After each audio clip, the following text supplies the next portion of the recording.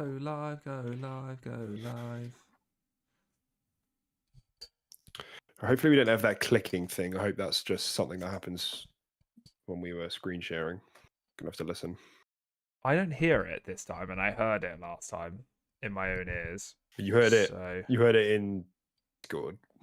No, I could just hear it in my headphones the entire stream. That was like a clicky noise. Oh, really? Yeah, That's but I so muted weird. you. I muted like my laptop audio. I muted everything, and it was not. I don't know. It's just a mysterious clicking noise, and it's not here now. Yeah. It's really annoying because it was like, cause I was watching some of it back, and it was like, it's kind of okay if you're watching it out of a TV, but if you're watching with headphones, it's like, it's quite bad. So it's a bit annoying, but whatever. Not that Xbox were doing anything there anyway. Not everybody has a reason to watch it. We could essentially just take down that stream. Yeah. Yeah, that's right.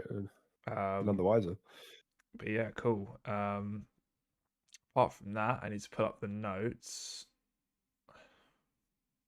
Sounds good. But I'm good to go, man. I can start jingling if you want to do the intro. Do it. All right.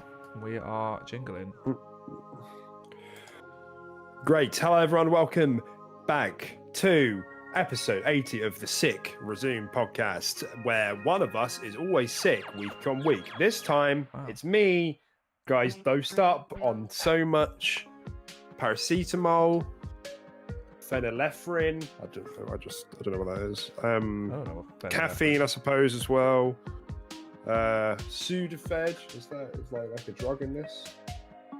Like some of it, hydrochloride. Like some of these names are kind of ridiculous. And this is a not a good intro. My name's Deck. Tim. That's Tim. I'm Tim. I'm the healthy one. He's the healthy one this week, and that won't last. Like, don't get excited because that won't last. Yeah. Maybe actually, maybe there's some sort of like digital contagion going on. So when we meet up every week, I breathe my germs down the mic, and you get it for next week. It's a working That's theory. Science.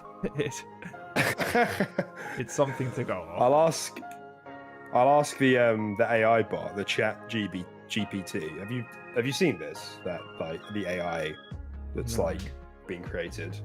I haven't. It's crazy. I've got it saved to my phone. And I've just been toying around with it. Like, it's crazy. Really? Okay. Like, I'd like to put you on the spot so that I could put something in, but I feel like that would be quite difficult. So I'm not going to do that. But I would recommend everybody checks it out. Chat GPT. It's like an AI open source bot. You can just go to the website and just type something in. Like, I'm asking it to type full essays, and I'm getting full referenced essays. Damn. That's pretty. Like, I feel like we're on the cusp of, like educational systems about to collapse. Yeah, I was about to say, what's that gonna like do to like the education system? Yeah, and kids and stuff like that. Yeah.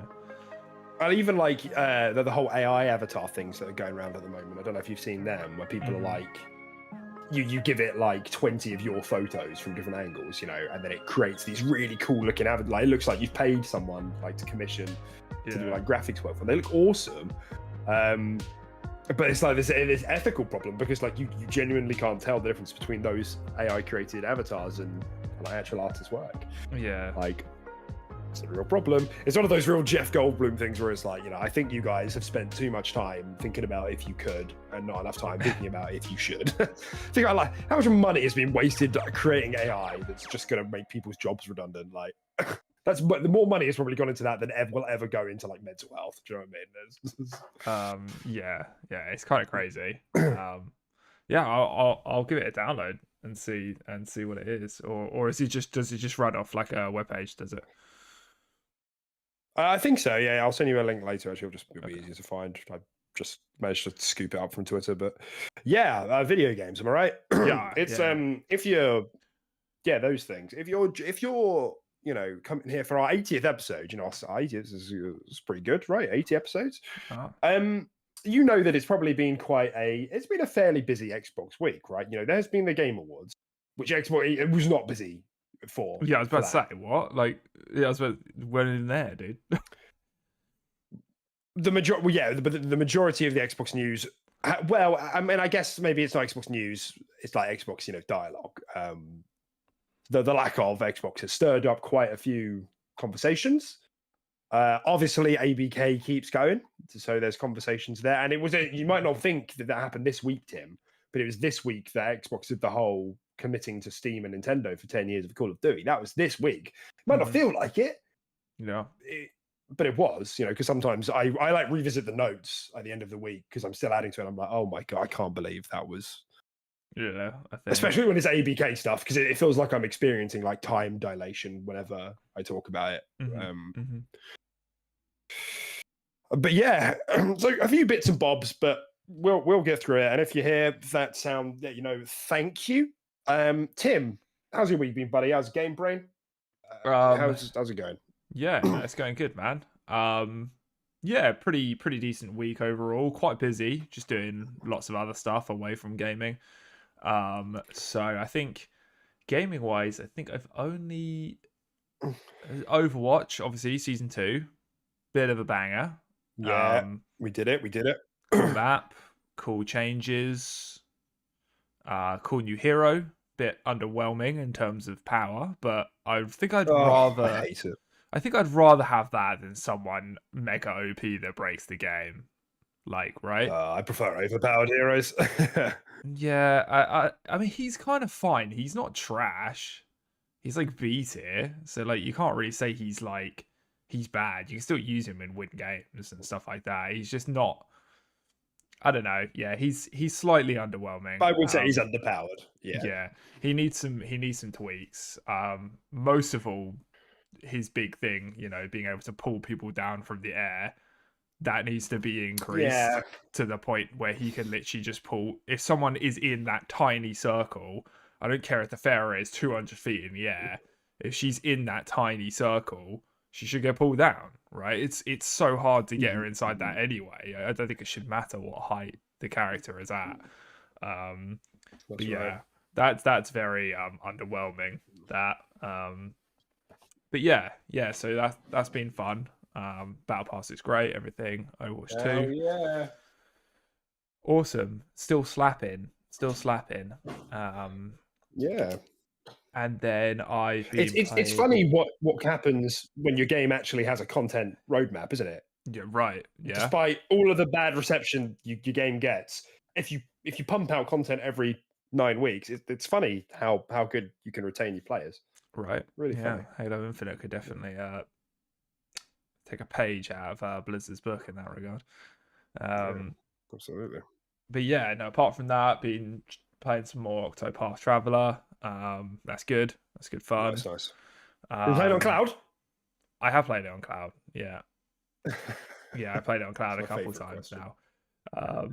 So that's pretty cool. Getting closer and closer to investing in that Kishi.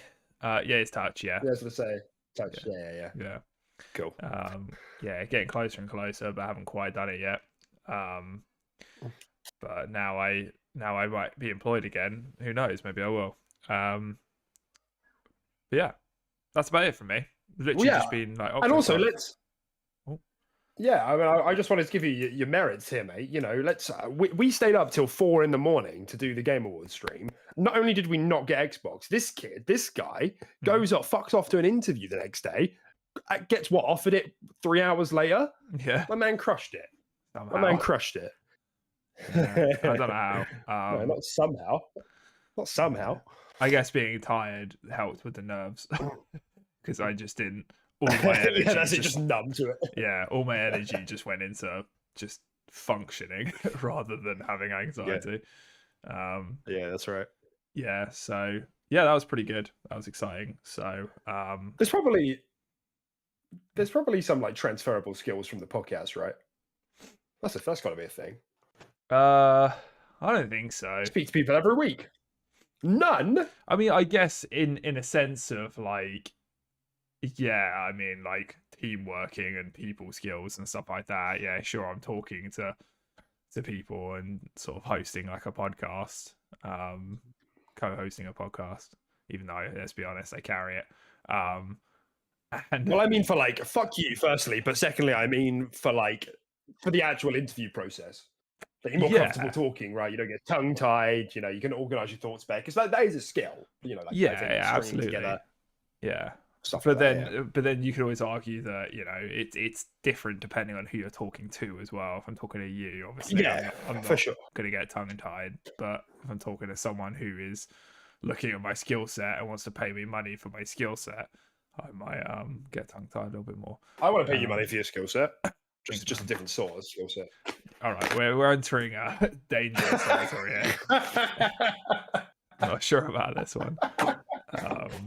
Let's move swiftly on from that. But yeah, no, I think that's about it from my game brain side of things. But what about you? Cool.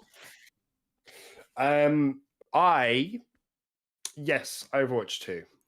Yes, still playing God of War. You know what? I played about 4 hours of Halo Infinite last night. Yeah. Whoa. We had the boys are on. Hopped into customs. Yeah. Hopped into customs. Nice. We just hopped between the custom browser, you know, the recommended section, the popular maps, downloaded stuff and played it for a long old time. It was a lot of fun. There's a lot of some things are done like really well and some things really aren't, and I don't know because like Forge is still in beta, right? So like it released into beta. Yeah. So like there doesn't seem to be like an infection game mode, which means because a lot of the OG like custom games are built off infection. So like Fat Kid. Do you remember Fat Kid? You know, big boy goes slowly with a hammer, and then if he gets a kill, one of them comes over to the other team. But there's no infection mode for them. So people are using like attrition or Slayer, and then have to do like workarounds where like like at the beginning of the game, everybody spawns in, and then one person randomly dies, and that person gets put on the other team, and then from there the infection does sort of seem to work, but there's like a lot of fuckery in how it's working, and a lot of the game modes weren't finished, and like I guess because it hasn't been around for like that long, like there was a handful of modes that were like really good. Like a big shout out to Diglets. Diglets is like a really polished map where you can't move and you can just crouch up and down, and everybody has a sniper. Like and there's just a load of bunkers, and you stand up, and so you can only see other people when they're stood up. So everybody's like bouncing up and down with a sniper, and you're just trying to pop each other's heads. And then if you die, you spawn in another hole. So you look up for a second, and you just see other people's heads popping up and down, trying to pop each other's heart like visors off. So that's great. There's a handful of like really good game modes. But there's other ones where there's like the maps are really like hundreds of hours have been put into like creating these really well thought out maps, but the game modes just kind of aren't working or doing it. But overall, you know, there's a lot of stuff there. You know, you could spend hours just going from one to like and it's so easy. You know, you can all go through the browser while you're in the lobby together. So you literally just go into it, bookmark, boot it up, play it, see how it is.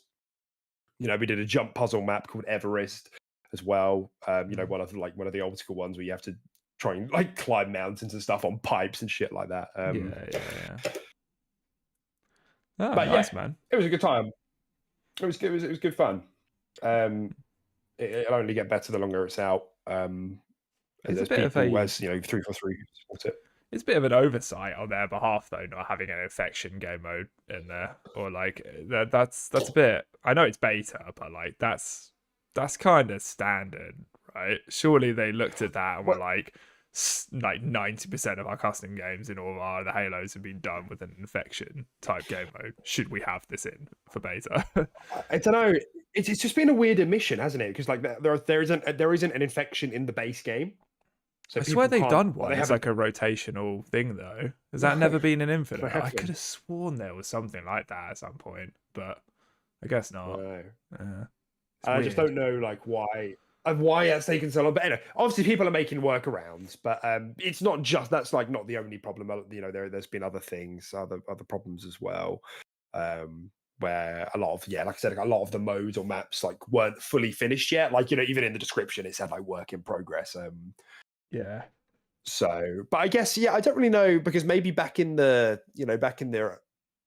like Halo 2 and 3 days, like people had all of Halo 2 to really kind of get the modes down. Am I right? There's Fortune 2, wasn't there? And then by the time 3 came out, everybody already knew what to build, so they just built it again with like a slightly more complex system. Yeah. And a game mode. So But yeah, there's definitely loads of good stuff in there. I would totally recommend, if you've been on the fence about hopping back in and you've got some friends who aren't sure, just go to the browser, download a couple of the top things there, just get them on to have a couple of games, and they'll understand. It's Forge and custom games. It's loads of fun mini games for free, and it's so easy and hassle free. Nice. Yeah, so that was fun. I don't think I've been playing anything else. I want to finish God of War before I start Pentiment, but yeah, that's been me. That's been nice, me, man. really. Nice. Yeah. So, I suppose I don't really have a good way to segue into this, so I'm just going to put it out there. We mentioned this very briefly, I think, in the stream that we did for the Game Awards, but just to start at the top of the list for the honorable mentions, Fortnite had an engine upgrade, and I just kind of wanted to talk about this. I know this isn't really Xbox related, but I thought this was a good talking point. Like, if you haven't seen, Fortnite has recently upgraded its engine to look from, bland generic cartoon game X to slightly better detailed with nice lighting generic cartoon game X. But nonetheless, it looks a lot nicer. Yeah. Like a lot nicer. Like the lighting's really good. There's like loads of particle effects now. There's more detail in the landscape. And I just thought it was really impressive. And I'm like really on board. I big props to this sort of, like, I don't know, because they managed to have a new season and do that at the same time. But like, I'd be happy for a lot of devs, especially with older games as a service, to just like halt development and just upgrade the engine, because I don't know, I get the feeling that would pull more people in. Like I especially remember when we used to play Smite. Smite's quite an old game now. It's like a decade old, right? Yeah. Longer. I think it's like 15 years old or something. And I think that game looks quite aged.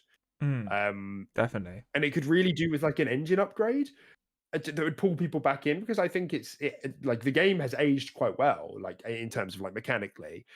But that's just one example. I also think like Siege. I don't think Rainbow Six Siege looks very good. I don't know if I'm alone in that. I think that's quite a bad looking game, to be honest. Yeah. It's not a fantastic looking game. It's pretty bland in its sort of like textures and lighting and stuff like that. Yeah, it does the job, but yeah, it's not fantastic at all. Yeah, there are definitely games that could all benefit from these little, well, I say a little, it's a very big job to upgrade and change engine. It probably changes how the game plays and feels as well, I would imagine. It's not just it looks different. But yeah, I mean, Fortnite managed to do it pretty cool, pretty like sort of smoothly, like sort of transition people in, and I think that was pretty well done, to be able to just be like, oh yeah, we changed everything looks better, and it's still the same game. So enjoy. Yeah, that's right. Yeah, it's just really good. People have been posting screenshots all over Twitter and everything. I'm just impressed. Like, that's all. It's just big respect. I think it's just a really thing. If you're going to take the games as a service life seriously, if it has chosen you, then I just think that's a good thing to maintain. Not just for your current players, but like I said, I think there is kind of a blind spot there of actually pulling new players in who maybe wouldn't touch it, but I wouldn't come in the door for the good graphics before, but might do with an overhaul. So yeah, big ups to you. Big ups to you, Epic. And of course, Doomslayer and Geralt are in there now. So they look great. Yeah, they look stunning. Yeah. Joaquin says he played Rainbow Six Siege for 6 years. Legit one of the best games he ever played. He doesn't think it's bland, in his opinion. And he also says good morning. Hey, buddy. Yeah, no, I just, it doesn't do anything for me graphically. I think part of it is intentional. I think they want to keep the landscape clean. But even things like, I guess the guns look okay, but a lot of the faces and the character models and the environments just don't look. I don't know. They look almost washed out. Yeah, I don't know. And I know animations aren't necessarily part of the engine, but there's something about that game where I'm like, this feels like a late Xbox 360 game. Whenever I play it, I'm just quite surprised at how underwhelmed I am with it graphically. Obviously, it's not the focus of the game, and that's fine and whatever. But just as an example, that's just something that came to mind. Yeah, it looks fine. It's not bad, and it's not it's not great in my opinion, you know. But then games like this and Mm. like CS:GO and all that, I know CS:GO is a lot older, but like you said, graphics aren't top of their priority whatsoever. It's all about gameplay. And actually, to be fair, Joaquin did bring up the point of there's last gen Siege and current gen Siege. So I don't think I've actually played it since it's had its sort of current gen upgrade. So I imagine the textures do look Oh, maybe. substantially better with that. Mm. So that might be some naivety on my end. But yeah. So yeah, I guess it probably looks better in the current gen one. But yeah, from when I last played it, and we played Siege a lot. Like I've dumped a lot of hours into Siege, a surprising amount of hours, days in fact. And yeah, I was never blown away by it graphically, but I played a lot for the gameplay. So yeah, and there are like because a lot of game, like I think of Apex as well. I think Apex is fine. Like it's obviously running a big battle royale world in the same way that Fortnite is, I suppose. But like when they did their next gen upgrade, they just up-resed it. It feels like maybe the render distance is a bit bigger, but there really wasn't that big of a difference. I guess they want to keep it an even playing field across, you know, consoles or whatever. But like that didn't do it for me. So yeah, I guess there is an argument to be made there competitively, but yeah, we'll see. Yeah, definitely. Yeah. Cool. All right. So what have we got next then? I wanted to briefly shout out Microsoft Flight Simulator for hitting 10 million total players across all platforms, Windows, PC, Xbox Cloud Gaming, and Xbox consoles as well. That's 27 free updates later. So that's some good going. You know, that's 27 free updates. That's like adding different planes, adding different locales, I think different modes as well. 10 million, I mean, I assume this is 10 million total players. Xbox always do this where they're like, oh, this is the total number of people that have booted it up, even if it's by accident. So it's hard to get, I guess all we can really do is it's hard to take any sort of absolute interpretation from this, but rather like relative. And a lot of Xbox game studios games have had numbers like this, 10 million, 15 million, 20 million. But I think for a game that's supposed to be hyper niche, I think 10 mil is a good number.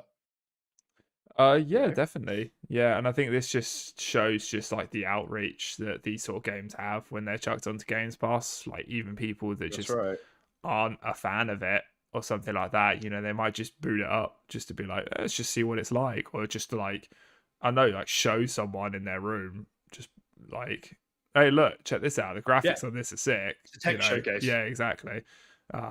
This is really cool. You know, they might only be on it for 10-15 minutes or something like that, but yeah, it definitely just goes to show that the outreach for this sort of stuff is pretty big. Yeah, this number would be so much less if it was just like a £65 game. £70 game, am I right? £70 game, yeah. It'd be like, was that this week? 10th of this. That was this week as well. Yeah. Yeah. It was just after the show. Yeah. Yeah, and so it was quite fun. I remember hearing a story about Flight Sim recently about Phil when Phil first saw the game. That he like dropped an F-bomb when he first saw it, and they were like, he was like, "Oh, this is pretty good. You know, when's the gameplay?" And they're like, "This is gameplay," and he was like, "No fucking way." But it died. Like the game was gorgeous. Like that game. Like Forza gets quite a lot of love for how good it looks because it looks incredible. So does something like Horizon Forbidden West. Game looks absolutely sensational. I don't see Flight Sim getting that bit. Like it got a bit of buzz at launch, but it looks like ridiculous. Like the skyboxes and bearing in mind this is all fed in from like the tech. Like, I don't know. I feel like we should still be talking about how crazy that is. That you know, it's literally fed in from like Azure. I don't know if it's Azure, but you know what I mean. Yeah, it's fed in from like live maps. You could literally spin the globe and click somewhere, and it will just feed it straight in from satellite imagery. You know, and I think that's bonkers. Yeah, no, it is. You can fly into your friend's house. Yeah, who wouldn't want that?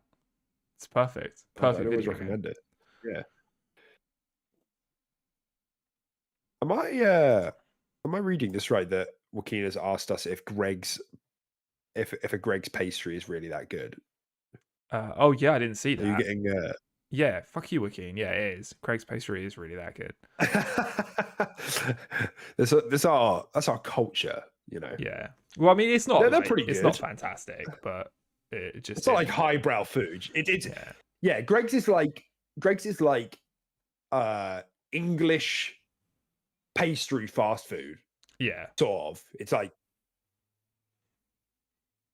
I've had a I'm trying Greg to think sausage what would be roll like this relatable. weekend already, and one of their festive bakes. Wow, festive bake, they're good. They are They're actually pretty good. good. Yeah. Have you tried one? Have you? Oh yes, we have a tradition every year. We've got to have. I don't think I haven't had a festive bake at Christmas time for like a decade. It's like a tradition. Yeah. Okay. But you've had a Greg's one specifically. You've like popped out and grabbed one from Greg's. Yeah, Yeah. yeah, Yeah. yeah. They're pretty decent. I prefer It's like their other slices, I think, but they're pretty decent. it's like it's like turkey. It's like stuffing in it. There's like some cranberry sauce in there. I'm just not a And big then it's fan of like what cranberry, is crispy on the personally. top. What like even the drink? No, no, The like fruit? cranberry sauce and stuff like that. Like, you know, Oh. when Yeah, there's like no, a I'm not either. sandwich that's just like, oh, pigs in blanket, stuffing, and cranberry. I'm like, can I just Yeah. get it without the cranberry? No. Like, Yeah. Yeah. Like Christmas food is fucked. Christmas food is overrated, if you ask me. Like, Christmas cake. No. yeah, it's not It's not great, is No. it? Yeah. And then you go to like Starbucks and they're like, oh, we'll put some orange peel on your coffee. I'm like, no. Do you know what I mean? I don't want that. Maybe you are a coffee snob now, to be fair.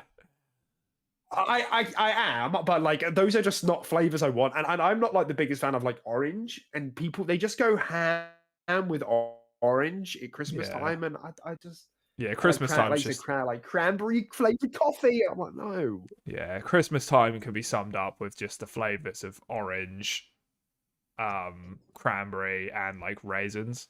They chuck raisins in everything as well. Yeah, that's true. Yeah. And obviously like brandy and I don't stuff want like that. But generally, yeah, it's. I mean, I'm not like against it, but it's like the ultimate sin for me is like a brie and bacon toasty, and then they fucking smother it in cranberry. It's like you've taken the two best Yeah. things, smushed together and gooey and melted, and you put cranberry sauce in there. Like, what is It's your like problem? jam. I don't want jam or like jelly in my fucking toasty. Do you know what I mean? Like, keep that shit out.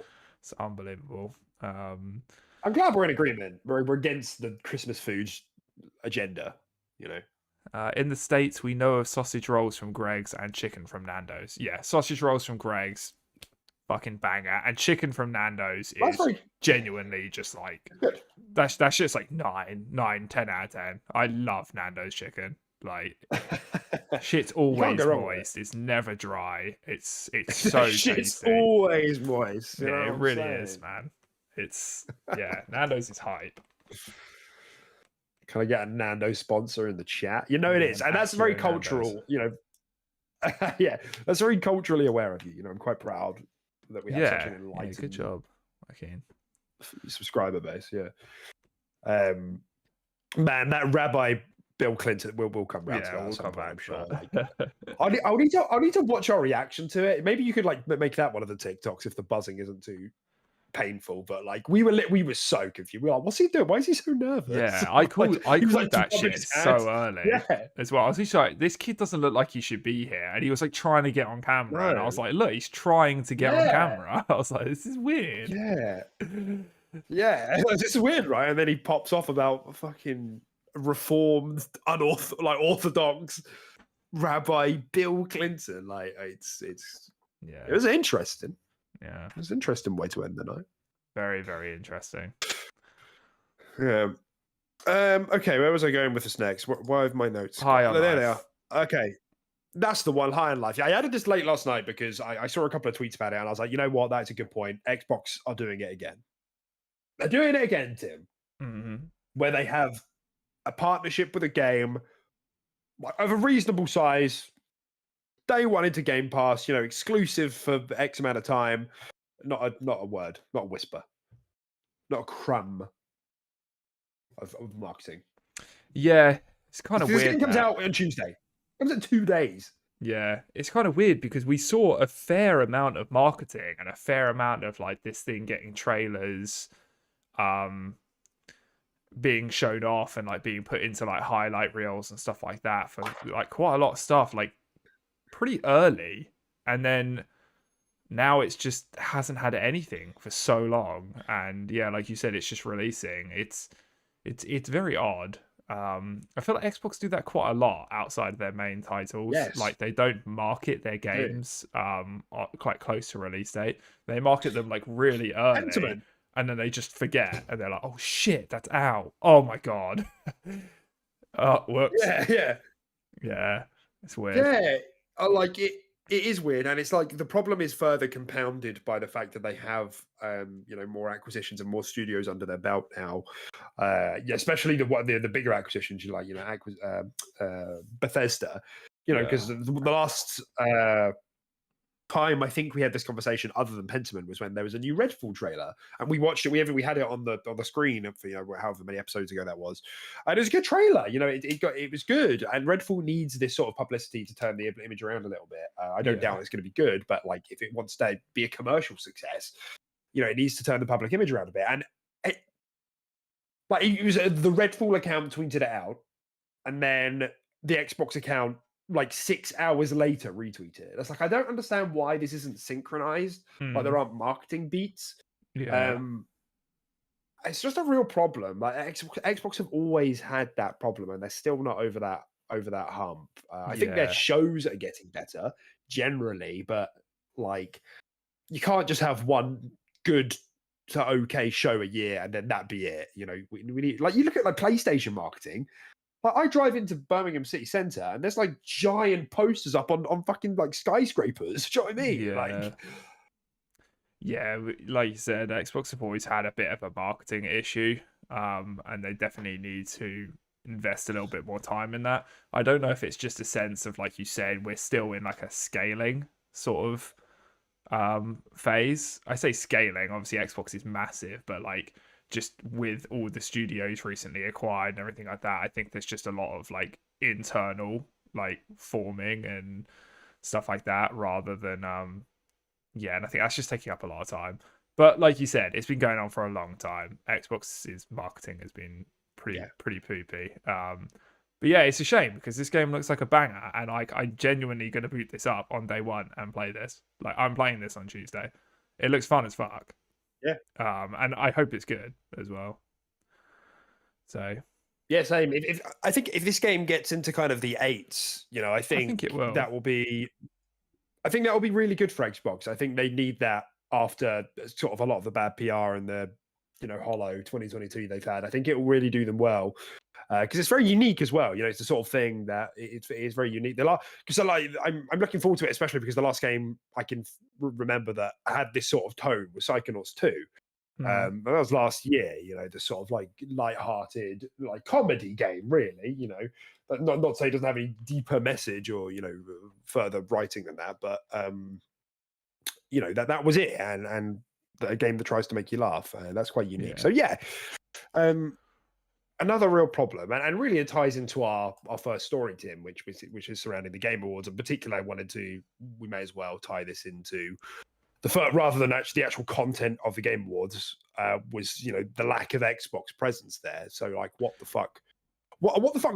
Like, what's your energy on what is going on here? Like, why? Like, bear in mind the last thing we really heard from Xbox was at the showcase, which was fine. It was fine, and they said everything we just showed you was for next 12 months. Mm-hmm. And that's kind of been it. And then we've had no real games apart from Grounded 1.0 and Pentiment. Like, what's your kind of energy like coming out of the show yesterday? And seeing that there was a good PlayStation presence, where they're the Last of Us actors. They had the Forbidden West reveal. They had Death Stranding 2 reveal, like a big Yeah. first party reveal. Something else I'm probably missing as well. But Yeah. yeah, where are you at with all that? Yeah, it's well, I can't really say I'm happy about it. It's definitely been very yeah, very slow and very quiet. And I'm not sure if Mm. this is all just to do with the ActiBliz deal, in the fact that they just kind of want to remain a bit sort of, they just want to be low to the ground while this is all going on. Because definitely it seems like Xbox is more in the spotlight and more the bad guy in this sort of deal that's going on, and they'll be under a lot more scrutiny if they sort of show off anything or something like that. But then you could argue the same thing about PlayStation are risking stuff by showing a lot of exclusives and bangers and stuff like that. They're upcoming because they're in this ActiBliz deal as well. And they still showed off quite a lot of stuff. So yeah, it's a bit of a weird one. But yeah, to have nothing is quite a shame. But then I feel like if they were just to be like Hellblade 2, blah blah blah, Xbox exclusive, I just don't feel like that sits well and it's gonna be used against them. So yeah. I don't know. Yeah, I mean, I like it's definitely disappointing, but at the same time, I do feel like there is a bit of a public. There's a bit of like a maybe overreaction in the community, I think, to a degree. But like it's, it just depends where you're at, really, because for some people, this is kind of the straw that broke the camel's back, like in 2022, and and all the delays, and just wait a bit more, and like Xbox fans are tired of waiting for their big seminal releases. The platform has been a good place to play, and I think people do forget that. Like Game Pass has still been very good. A lot of the dashboard updates have still been very, very good. Mm-hmm. Like I think those are all really good things. It just isn't those big first party AAA games that we're still waiting on. And if that's something if that's the thing for you, then yeah, I can imagine you being really upset that Xbox didn't get you excited in any way. And tying back to the marketing, the fact that Xbox is still doing this thing where it's like one big game show a year, and we've spoken about on the show the people that they've brought on, that they've recruited, like to try and sort this out. Mm. So maybe it's not over yet.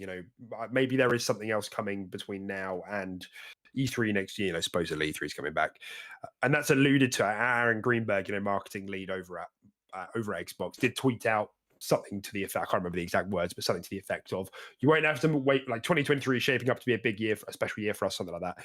You won't have to wait much longer to hear something from us." And I think it's been tentatively reported, maybe not reported, but tentatively spoken about by Jez Corden over on his podcast that there might be something in January, but this is very rumor. It's not reported isn't the right word. This is we're in speculation territory, but that seems to be what Aaron Greenberg is alluding to, and that would be fine. But maybe there should have been an expectation.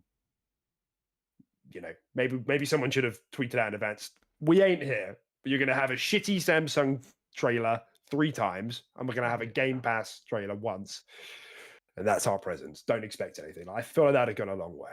Yeah, definitely. And as Joaquin put in the chat as well, like people seem like they're a lot more entitled.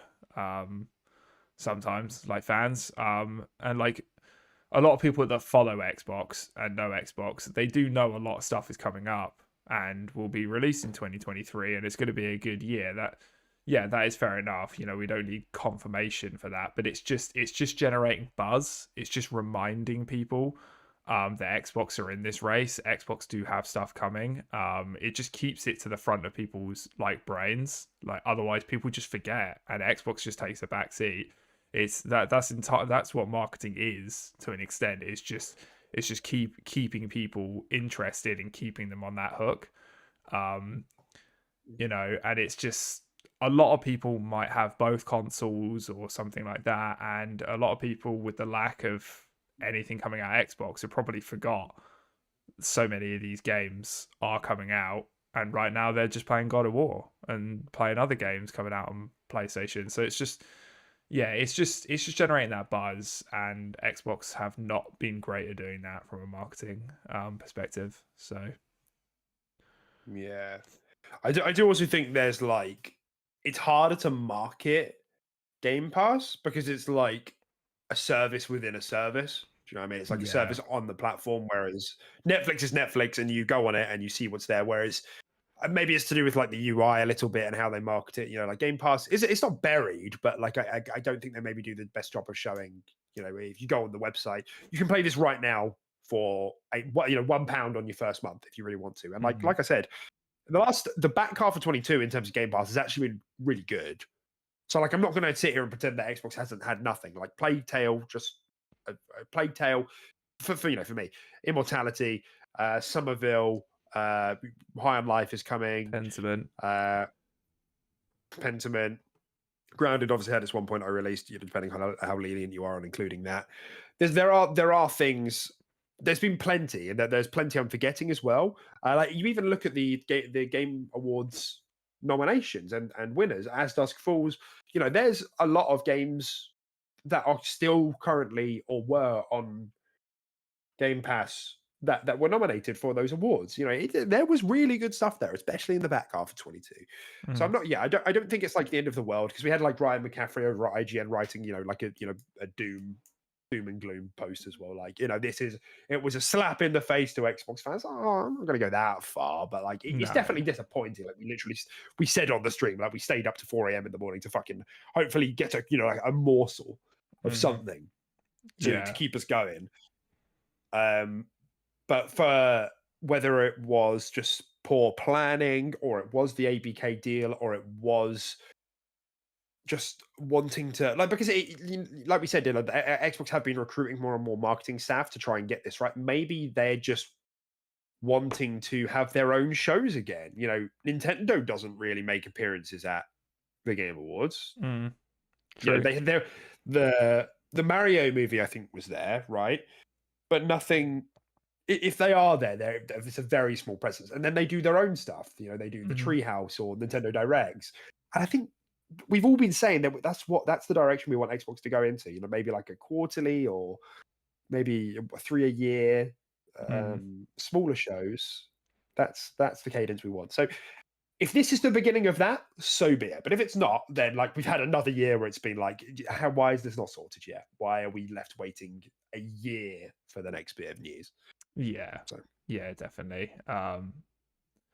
Yeah, and I guess only time will tell for that sort of thing. But yeah, we can't help but say we are a little bit disappointed.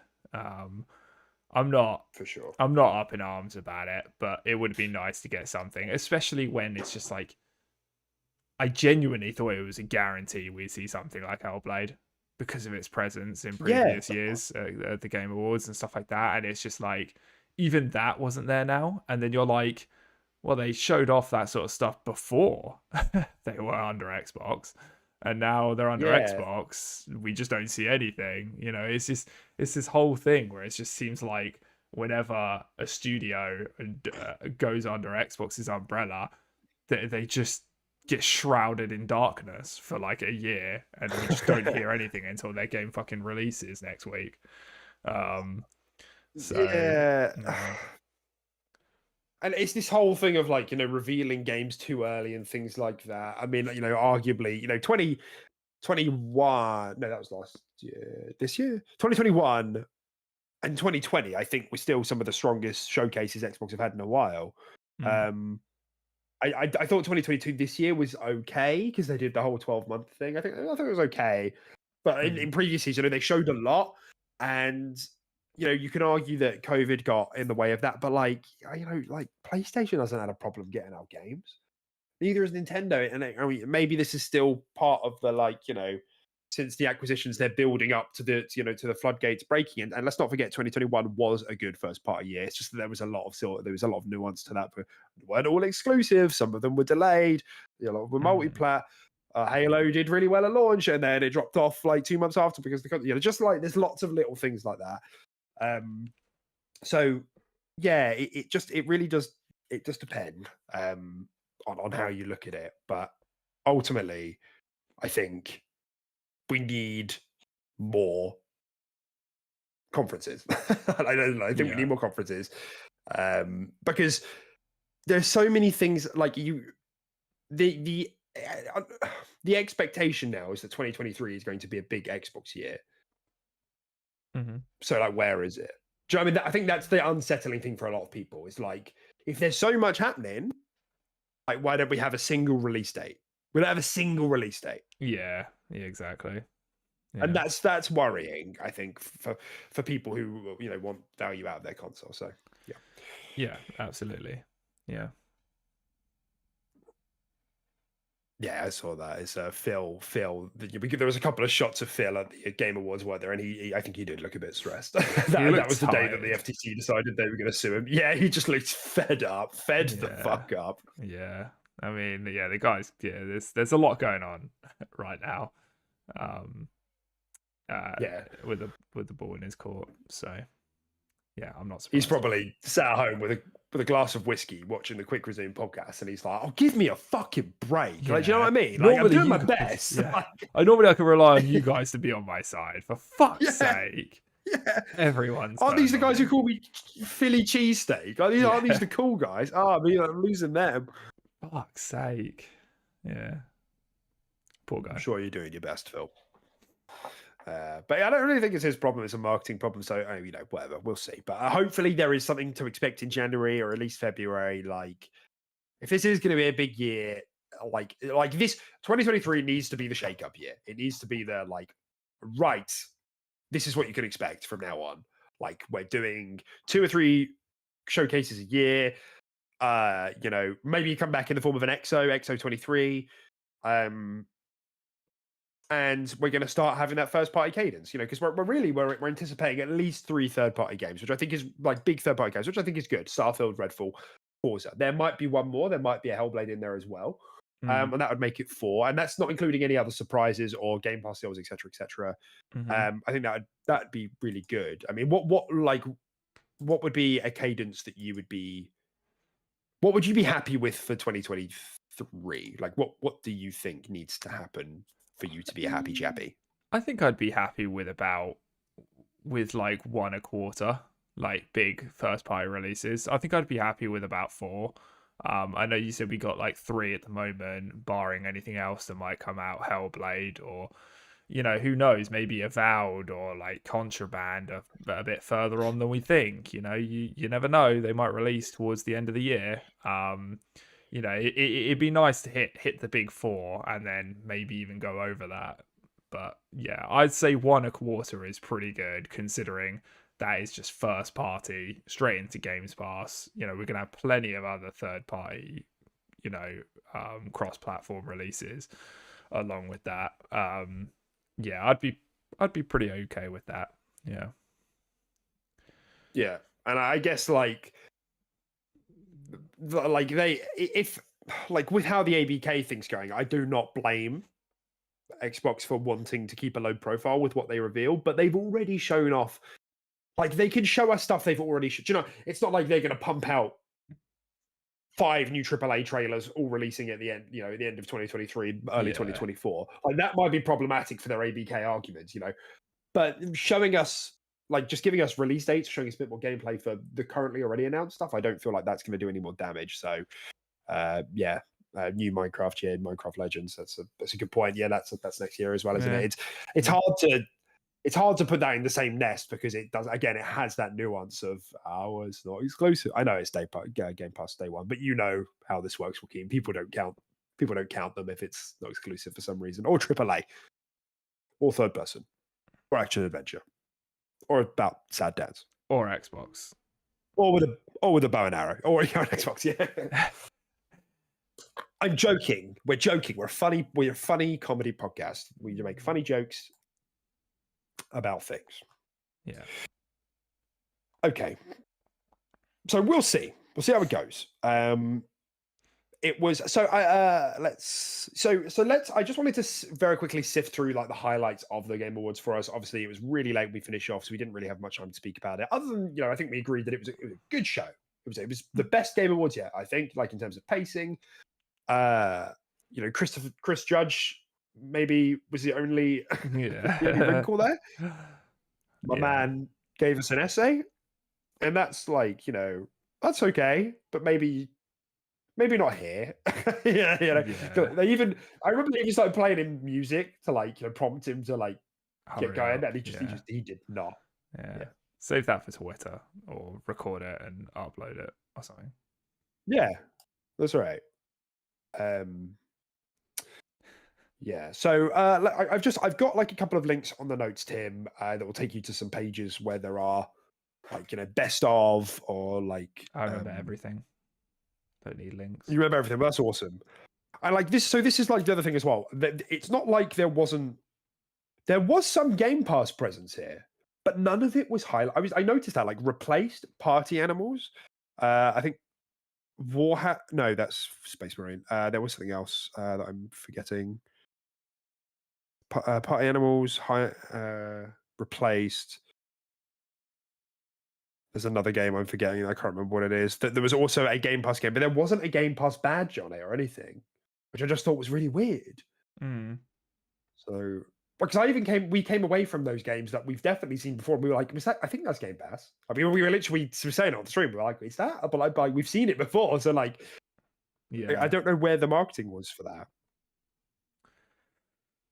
Yeah, me neither, man. And not to mention, it's just everything flashes up so quick at the end. Even if you're looking for it, you can't tell what freaking platform it's going to be on. Yeah, that's true.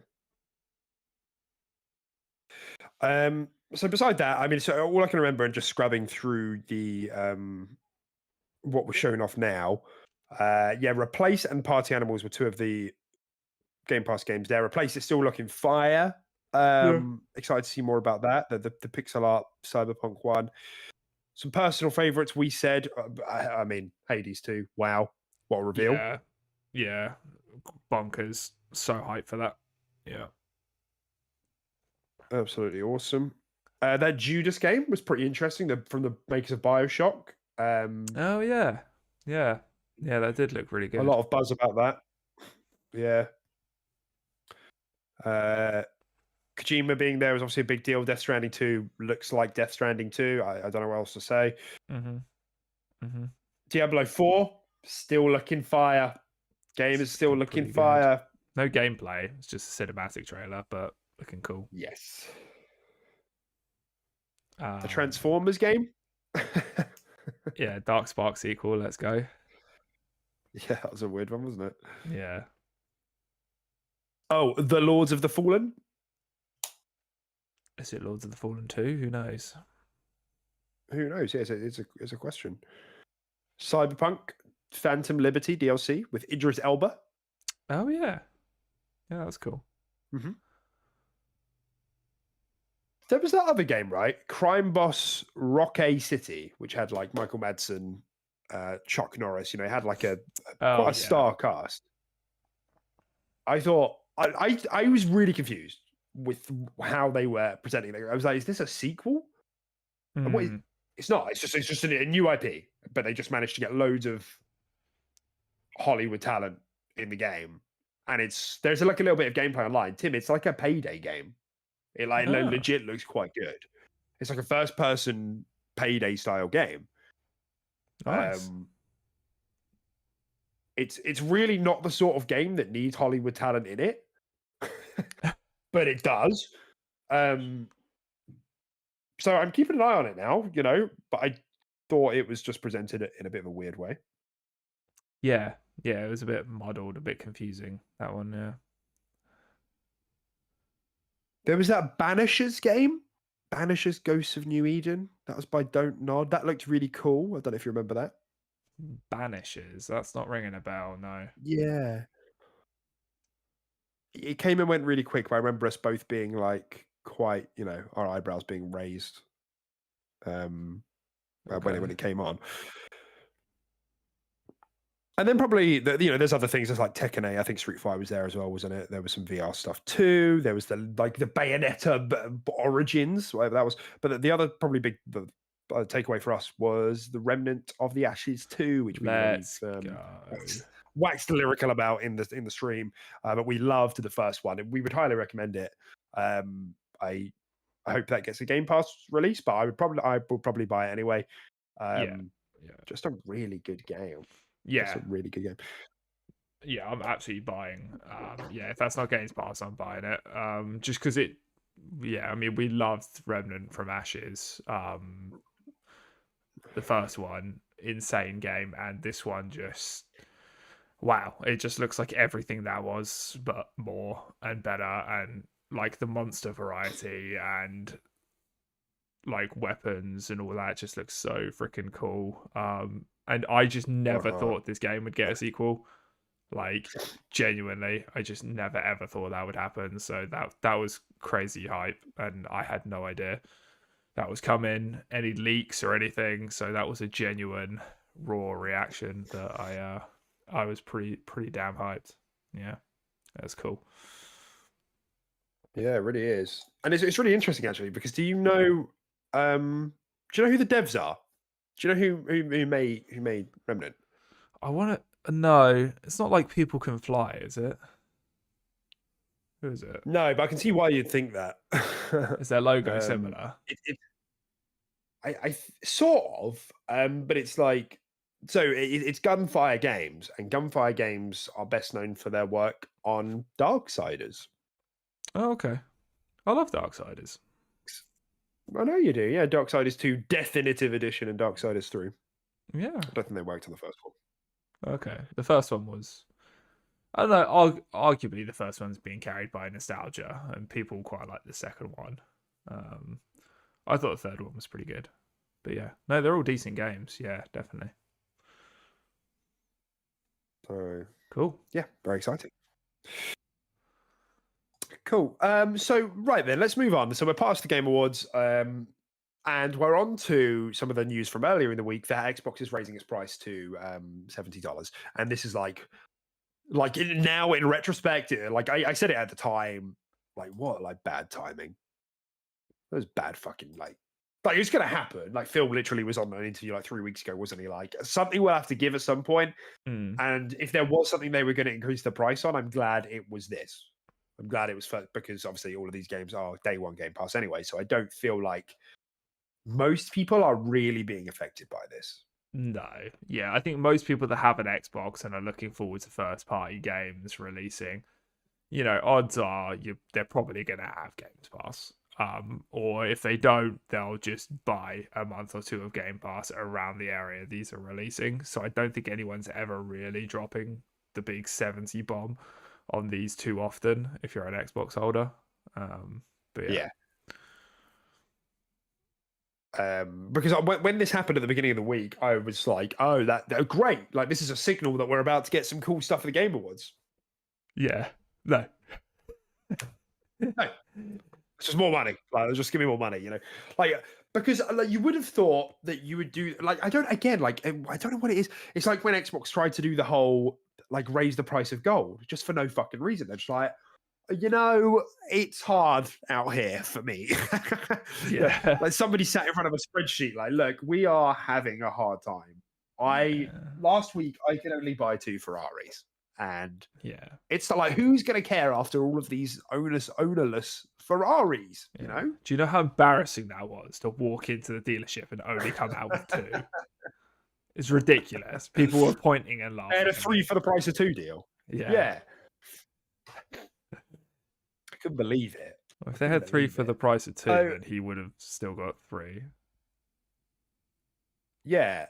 And it's like, I just feel like maybe there's some sort of psychology I'm missing here, but I feel like it should be a thing where if you're going to give everyone some bad news, at least give me a chaser. If you're going to spoon some poo deep into my gullet, at least give me a nice whiskey Coke to wash you down. No, there's none of that, and it's even worse. It's even a bigger slap in the face because there was nothing at the Game Awards. Just wash it down with diarrhea.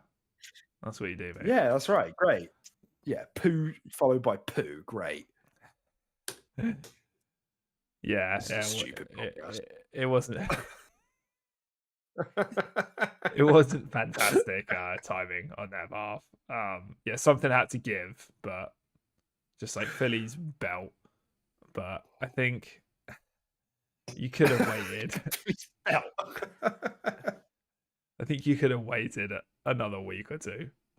But yeah.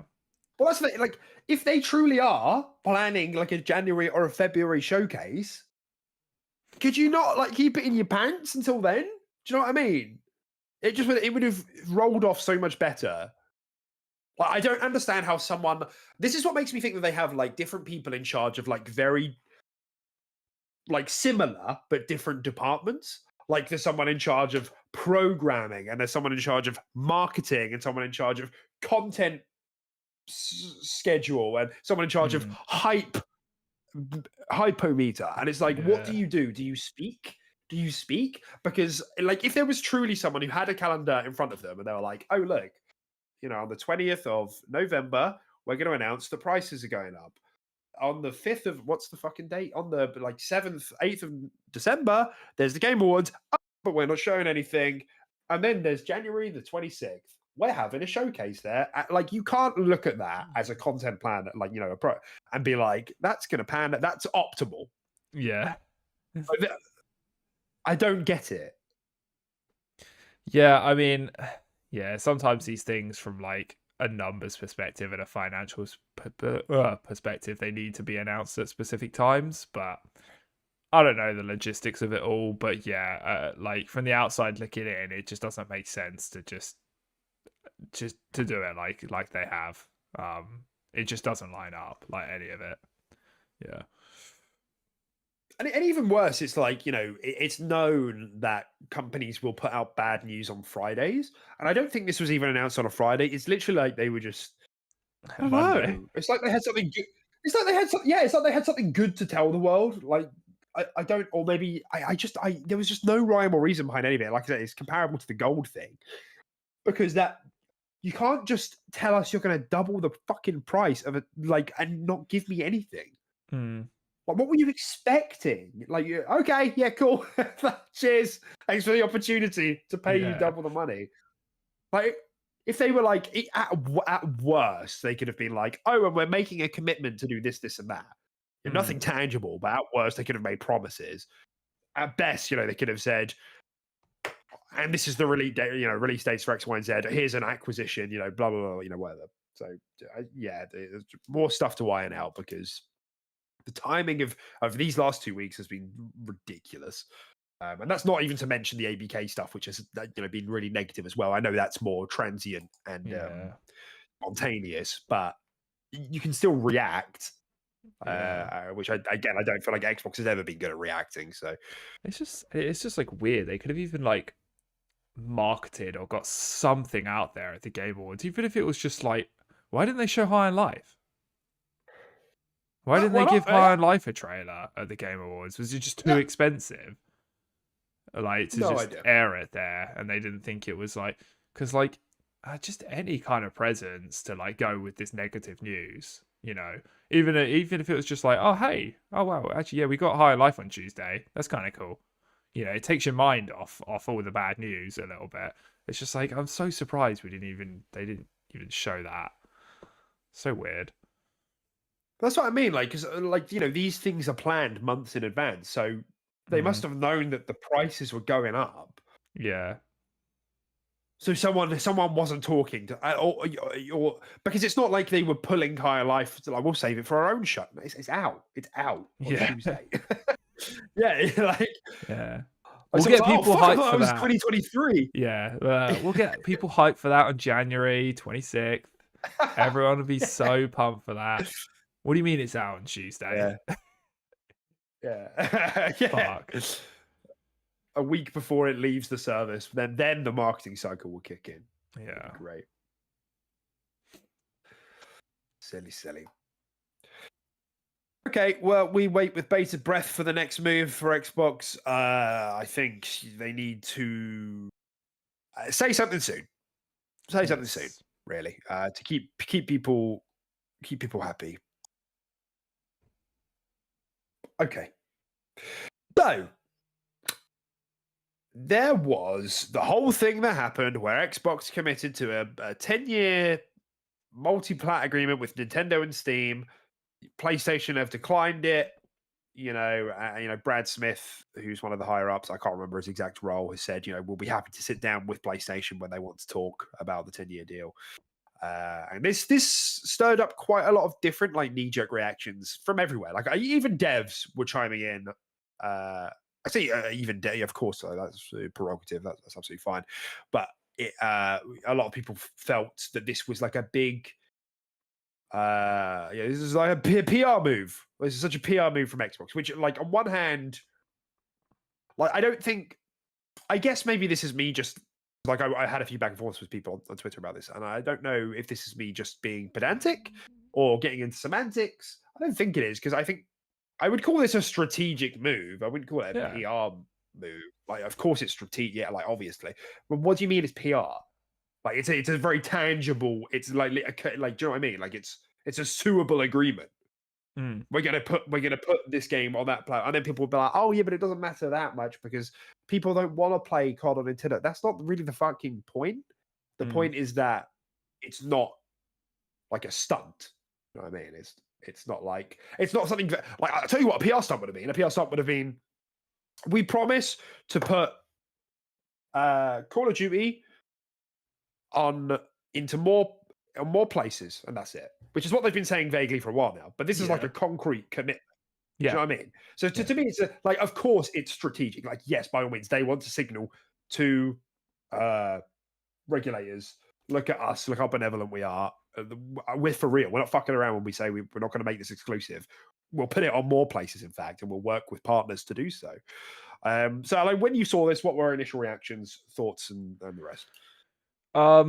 Yeah, my initial reactions were, I thought it was a pretty good move, to be honest. I thought it was a great way to try and get some sort of good exposure for Xbox in this argument, while also sort of painting Sony to be the odd one out, the one by themselves, the one that are being very stubborn in this quite generous agreement. When you see competitors, Nintendo are at the top. They're above like PlayStation and Xbox, and they're happy with this 10-year deal. They're like, sick. Yeah, this sounds great, Xbox. Thanks. Then everyone's looking at Sony like, oh, why are you guys still being bitches? Like, everyone else is really happy with this. Like, what, so it just kind of, like you said in a message to me, it kind of just leaves them like sitting at the lunch table alone. Sort of thing. So it definitely is smart. And it it bolsters Xbox's argument for the fact that they don't want to just like take Call of Duty and make it an exclusive. They want to take Call of Duty, put it everywhere, and get more money. Like they don't want to be stingy with it. They want to make it more accessible. This is one of the biggest gaming franchises on the planet, and it's great to have it come to all consoles for all players, and that also means more money. So, that's right. Yeah, it was a good move, I think. Yeah, and because I've seen some talk about this, and people being like, "Oh, well, if Xbox, if you truly are being honest about keeping it multi-plat forever, then why don't you just agree to sign a contract in perpetuity?" And we've spoken about this thing before. This that doesn't really happen. But the point being with that is that they couldn't do that. Like, just in case nobody's ever thought about why contracts don't happen forever, it's because imagine if in 5 years' time COD falls off. That's happened. Big game pillars have fallen off. Battlefield. And then what? And then they're still locked. And then they're still Halo, right? They're still locked into agreements where they have to keep pushing this game and losing money to all platforms. Yeah. But 5 years, 10 years, 15, 20 years, because they've signed a lifetime deal, they have to keep publishing this. So of course they're not going to. That's ridiculous. That's such a risk, like taking agreement. So of course, and I think the regulators probably understand that. But really, what we're seeing here is that Sony don't want a deal. They don't want Xbox to have that leverage. They don't want the possibility of any partial. They don't want to happen to them what they have been doing. And of course, it works differently because Xbox owning them means it's no longer up for negotiation, and that's fine. That's kind of the angle that regulators are taking. Is it says Xbox, we will have the marketing rights, and if there's any partial exclusivity, even though I'm pretty sure they said they won't do any partial exclusivity either, by the way, so it's fairer for everyone. The point is that Xbox own it, and it's no longer on the table, and it can't be competed for. Fine, that's their angle. So yeah, so that's kind of what's been happening in terms of the that Nintendo deal and that Steam deal, and even Gaben, CEO of Steam, went on the record to speak about this, and they were like, "Yeah," they said that they would send over the documents, and I just told them not to bother because Phil and Xbox have always followed through on their word. Yeah.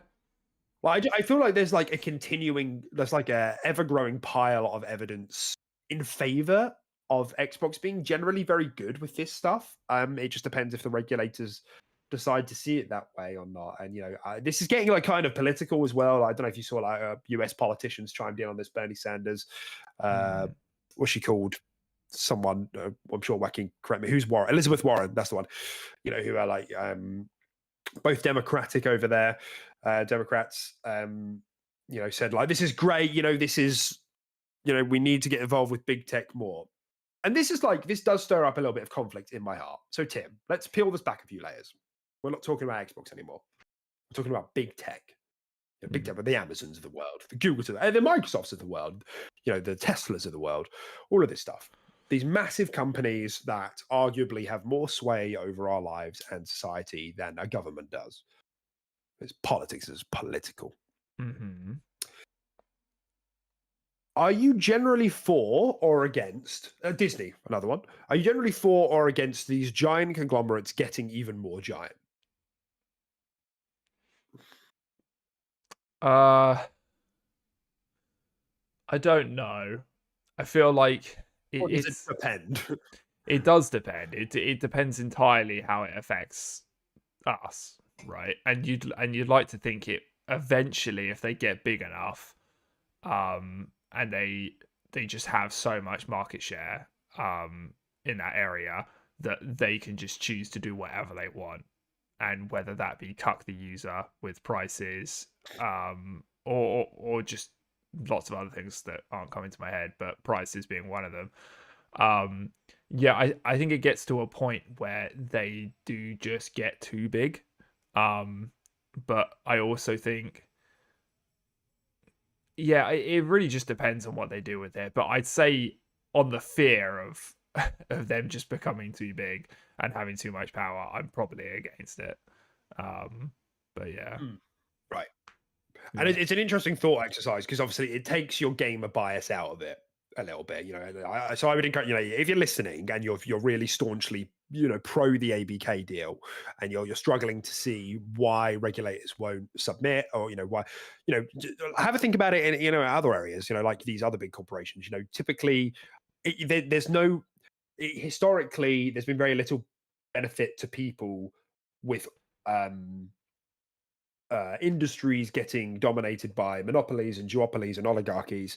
I think the worst one that I can think of is in America, around the internet uses like you guys have around there, and the fact that you get limited amount of data a month, like that's correct, because there's just what they've just allowed one internet provider to grow and grow and grow. Yeah, I can't remember the name of it, so please correct me. I can't remember the name of the main provider over there.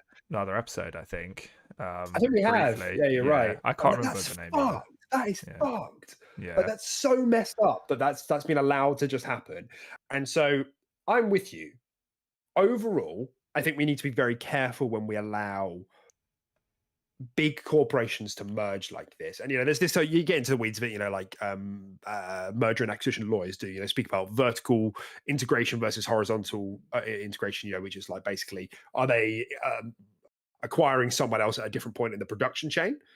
So are they is someone who produces acquiring someone who manufactures, or is someone who, like, so Microsoft would be can do a bit of both, right? But they could acquire like a manufacturing company. Anyway, getting into the weeds of it, there's a lot. One is worse than the other, essentially, and that's what kind of people are assessing here.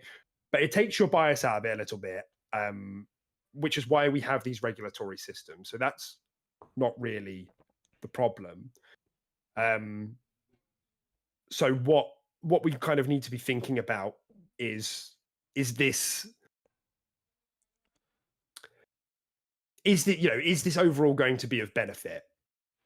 And that's what kind of annoys me. This is like my main point. In conclusion, overall, I don't like the idea of companies getting massive. However, why is this the fucking hill you die on? Yeah. Why is it that, like, when all of these companies have exploded, Disney owns like 60% of the creative intellectual property they're in in the world. Marvel and fucking Star Wars. Star Wars, like, fuck you. Yeah. Like, fuck you for allowing that to happen. Like, do you know what I mean? Like, that's crazy. Yeah. But no, this is the line in the sand, and I think it's just bad timing. And I like Jez Corden over at Windows Central. He's been on this well in advance. He said that he thinks that actually, with the time of this happening, it might just be a real intersection of like this is the time where politicians are going to start looking for scalps for big tech. They want to take something away from this and say, look at this. If this does go through, look at this massive concession we had, or oh look, we blocked this. We're not taking any more shit from big tech anymore. And it's like it angers me that like the one time I'm going to get a direct benefit. I mean, you could argue in the long term it would somehow not be that way, but the way I see it, it's going to directly benefit me to at least in the midterm, 10 years. This is the one where they're like, nah, too much. Yeah. Too much. Disney owns all of it. Google owns everything. Amazon is like a digital storefront monopoly as well. Yeah. Yeah, that rubs me the wrong way. Yeah, it's absolutely crazy. There's so much of this stuff, like Google, just bought Fitbit. Disney just like buys fucking LucasArts, Star Wars and Marvel and all that shit. And yeah, it's just it almost feels like it's gotten to the point where they're like, oh shit, we got to start doing our jobs now. Like a lot's gotten through. Let's just block this. In whose eyes is Call of Duty any bigger than something like Star Wars? Like Jesus Christ, like it's absolutely crazy to me. Yeah, I completely agree with you. Yeah.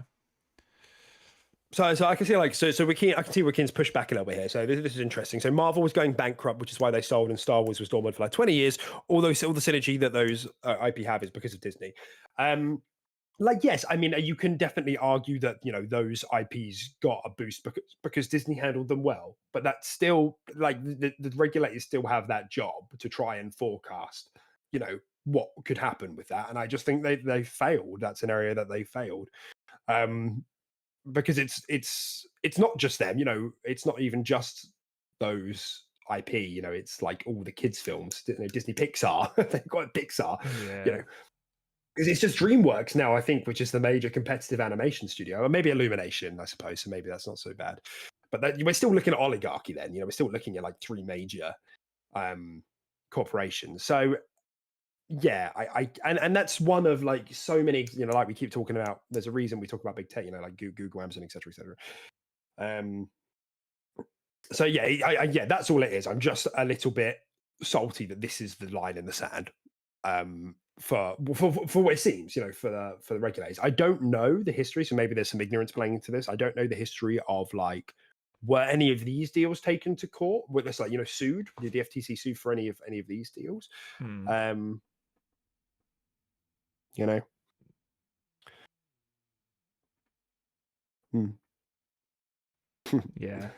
Yeah. Totally fair point from Joaquin there, and I think this is arguably what Microsoft is trying to put forward in their document. They're trying to say like, oh well, look at Call of Duty, it's kind of like a declining series. It is. Yeah. I mean, and to be fair, they're not wrong. I mean, it still earns a crap ton of money, but then you could argue that I think even when Marvel was at its worst, I still think it earned a pretty decent amount of money still. It was just in decline. So maybe a bit more drastically than Call of Duty is. But yeah, No, you could argue those same points. Yeah, I don't think Mm-hmm. it's too Mm-hmm. egregious to compare the two. In all honesty, like the whole Disney to Marvel and all that sort of stuff. Well, I feel like there's a pattern there yeah, that you can compare the two. yeah, I think it's comparable for sure. Again, like I wonder if there were concessions put through. There is an element of like we just follow the game industry very closely, so of course we know more about this deal than we do about previous deals, and I'm sure most of us are the same that are following this one. But I like, were concessions put through? Was it being analysed? Were there other competitors that were able to kick up as much of a fuss? And I like, because I would like, if regulators put forward a good case and they were like, look, this is the play-by-play, I would be like, okay, yeah, fair enough. Like we've said it, we've just said it. We both feel like overall we don't want corporations growing too large, and this is a massive deal. But if it's handled fine, which I think Xbox do have a tendency to do so, like handle these acquisitions fairly, at least recent last 20 years, then I'm fine with it. So we'll see how it goes. But like that's ultimately like the bigger picture, and why this is why FTC is now suing, and how we can really all feel about it fairly. I think is to think about other industries. Mm. Mm. Yeah. So things got a bit interesting after this. So the whole suing happened, and the case, Tim, the rationale that the FTC put forward for suing, it was a long list of things that we've all heard before. Like, we're worried, that Microsoft could be anti-competitive, yada yada.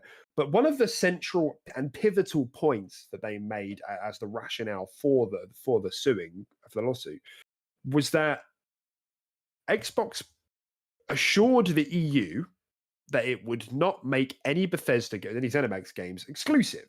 Mm. I don't remember them saying that. And I do a podcast where I blow my nose and I speak about things every now and then. Yeah. I don't remember them saying that. Do you Uh, remember them saying that? what the Xbox were saying that anything ZeniMax wasn't going to be exclusive. Yeah, that's what. Yeah, Not particularly. It doesn't ring a bell. No. no, they didn't. That's why. Because we had a lot of conversations at the time, didn't we? And Phil said legacy games, will keep on their platforms, but exclusivity for all future games will be a case by case basis. That was the big was a big thing we said, wasn't it? Case by case basis. And so we've been really confused. And so essentially, and then so the EU then contacted the FTC, and the EU were like, yeah, they never said that to us. Like, what are you smoking? Mm-hmm. Like, what are you doing? So things are a bit weird now because there's not been a follow up. The central point that they've sued Microsoft on was that they assured the EU that they wouldn't make Bethesda games exclusive, and then the EU themselves went to the FTC and said, "Nah, fam, like that's not what happened." Yeah. Yeah, so it's like in a weird like limbo kind of state now, isn't it? Like, because and like I had to use a lot of willpower, and I think generally I'm quite good with my thumbnails and my titles. Like, I really do my best to not have misinformation titles. And I also, by the way, I think I've said this on the show, I also have a rule where I'm not, unless really, really I have a good reason, I avoid using faces. Mm. It's weird. I don't know. It's kind of weird to me to have like, it just feels oddly personal. Do you know what I mean? If I start cropping Jim Ryan's face out and giving him a massive nose, like, I don't know, that's just weird to me. I'm literally no one. Do you know what I mean? I can paint a clown on his face. Like, it doesn't make me a big guy. Yeah.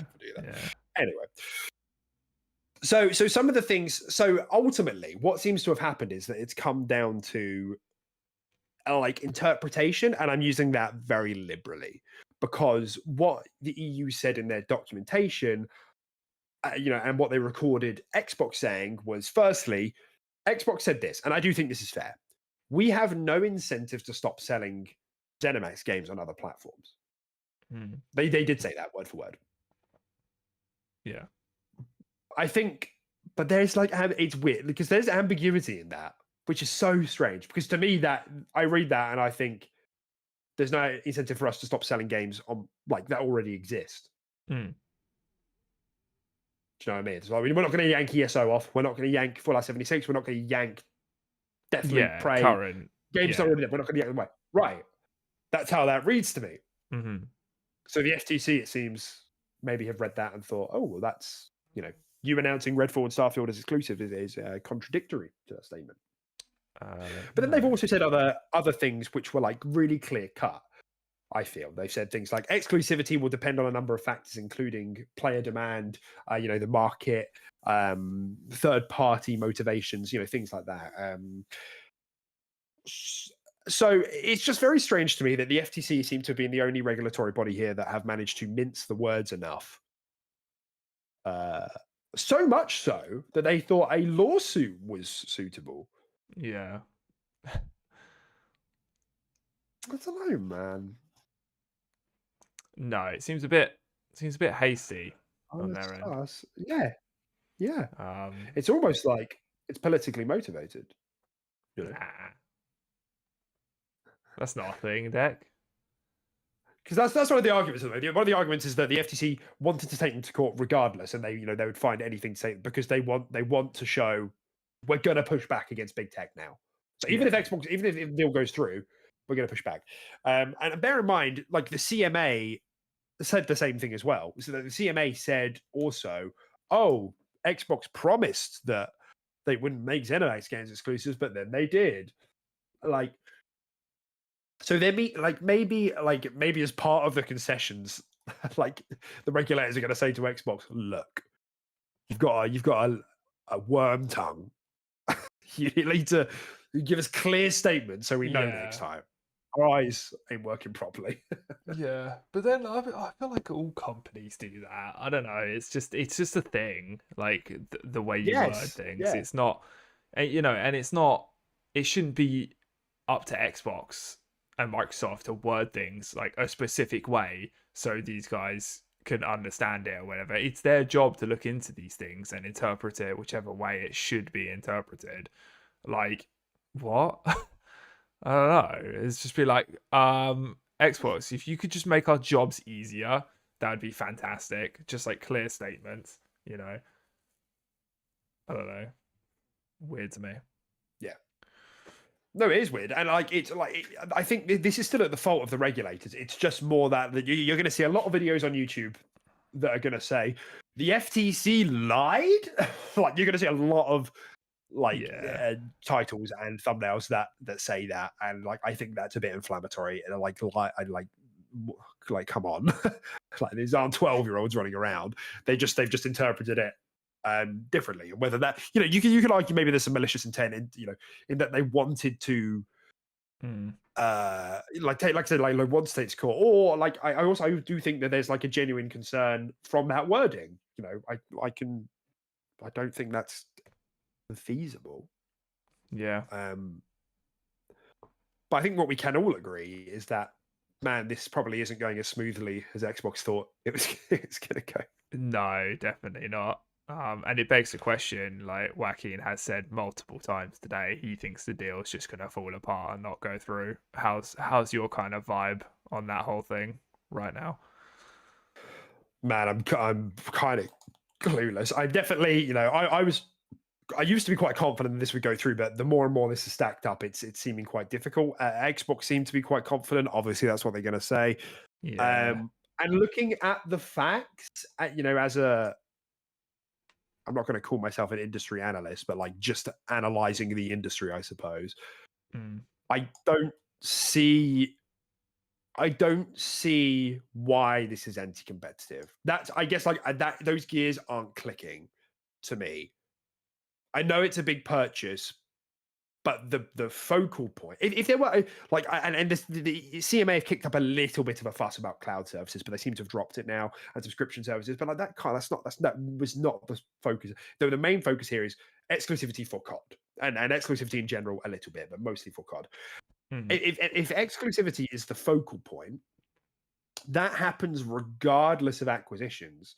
So, like, if this falls through, and then Xbox just go to Activiz with the remaining 65 billion because they've got to lose because they lose 3 billion from going to court, and they just say, okay, we want 10 years on Call of Duty, here's 10 bill. We want 10 years on Diablo, here's 10 bill. We want 10 bills on Overwatch, here's 10 bill. Is that not anti-competitive now? Because it's like a la carte exclusivity, like money hatting, like Sony does. Like, is that not? Do you know? So if it really is about exclusivity, something isn't clicking in my head. And I don't know if it's because I'm missing something about the importance of acquisitions versus deals from a competitive standpoint, or if it's because regulators are really, really, really far behind on competition and exclusivity, like in the landscape. Because we've been saying for years, like, you go back to our early podcasts and we've moaned about things like timed exclusivity. Partial exclusivity is so ethically like dubious. Like buying the same price game as another platform but having 10% of the content scooped out and not getting it till 2 or 3 years down the line. That's like, that's like ridiculous. That's like abuse of market power to me. Like, that's literally abuse of market power. We've spoken about that kind of analogy compared to going to get like a dinner and your chips, your fries being held back for 2 weeks until they're cold. Like, that could feasibly happen if there was one restaurant chain that was dominant, right? If there was one chain that was like, you've got to go to us because the other guys can't really find them anywhere, and they've got to have their prices so high to make up on costs. So we're just going to give you less and charge you more. It's true. It is true. That's like kind of my problem. It's just not clicking in my head, and I don't know if it's my ignorance, which it's totally, I have my moments of being a dumbass, or if it's like just regulatory blind spots. I mean, is that kind of clicking to you, like that kind of idea of like exclusivity versus exclusivity under acquisition? Like, is that what's kind of your temperature on that difference and how regulators are seeing it, or how you see it as well? I don't know.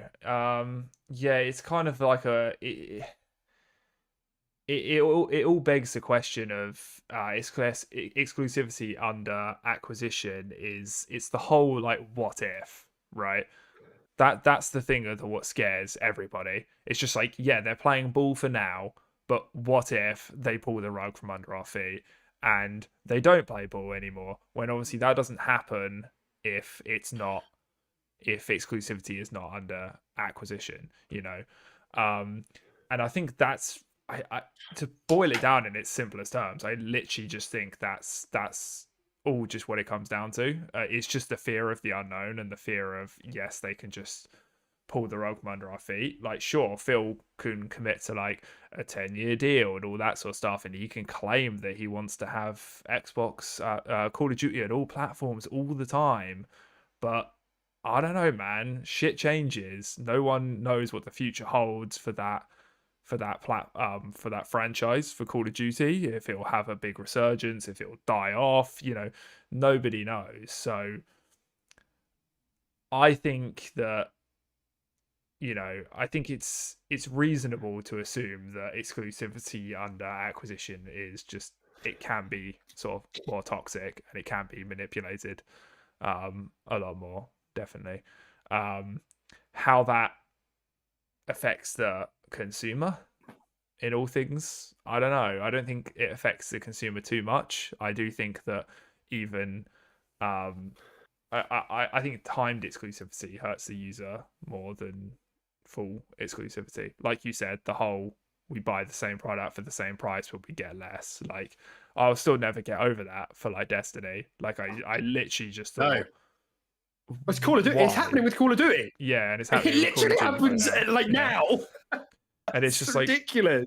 Like, it doesn't make sense. And it never has in my brain. And that shit irritates me more than if someone would just like, yeah, we just bought Blizzard now, and if you want to play Diablo, you got to play on Xbox. or like, you know, you can play the next Diablo on both, but the Diablo 5 Xbox, you know, the timed exclusivity and getting less for the same value, but it's across both consoles. That shit annoys me more, and it always has and always will. Yeah. Yes. So yeah, there's something to be said about regulators just not getting how many sneaky little shitty ways exclusivity is used to not benefit players but to actively harm players. So like if we're talking about if we are all to like dial back over the last 10 years and think about what are the most anti-competitive things that you have experienced as a gamer, I think everybody would point to that.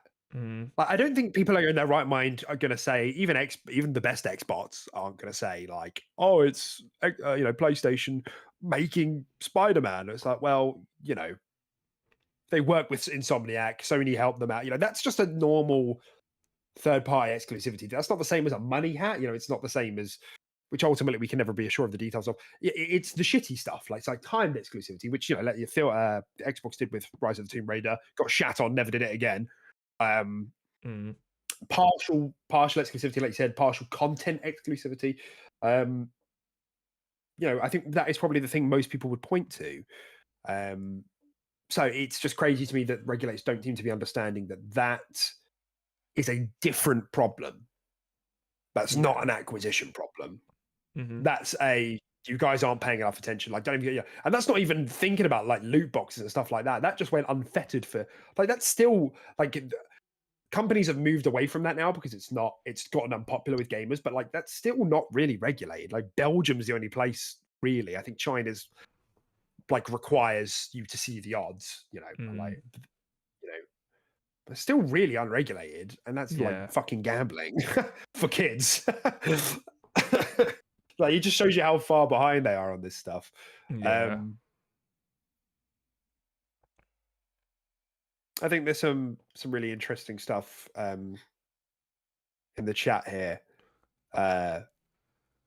You know, Joaquin makes the point about them, you know, if this drags on, that essentially Xbox are kind of sitting on the cash, right? You know, they can't do anything with it. They can't really make other acquisitions because it hurts their case. And I do think that's got to be stinging. That's got to be, especially with the amount of partner studios they're working with, you know, Certain Affinity for the Monster Hunter game and for Halo, Crystal Dynamics with the Initiative. You know, that's got to be stinging that they can't just mop them up.